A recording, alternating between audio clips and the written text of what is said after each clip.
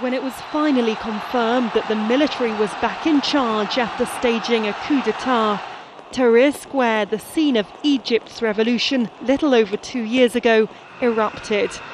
Once again, a movement sparked by the country's youth has led to the overthrow of a leader. Protests organised by the Tamarod movement had been calling for the country's first democratically elected president, Mohammed Morsi, to go for days. And demonstrators listened where they could to hear the Minister of Defence, who was flanked by political, religious and social leaders, announce Morsi was no longer in power. This roadmap includes the following: suspending the Constitution provisionally. The Chief Justice of the Supreme Constitutional Court will declare an early presidential election.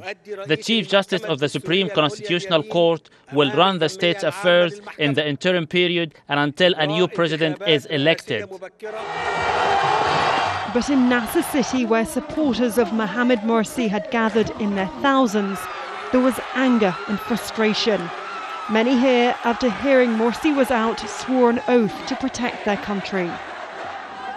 Morsi's whereabouts are not known, but in an audio address to his supporters, he said a full coup had taken place against him and the people. Several senior members of his Muslim Brotherhood party have been arrested, and arrest warrants issued for many others. These people who took to the streets are here to prove that their first experience of democracy in Egypt is threatened at birth by the military coup against the constitution. This latest crisis has gripped, divided and hurt Egyptians. And those divisions were played out violently on the streets of Alexandria. Egypt's army, which has maintained a grip over the country since 1952, made its presence felt on the streets and in the skies. And again, by staging this coup, has shown that 2 years after the revolution, it appears to remain the most powerful voice in Egyptian politics.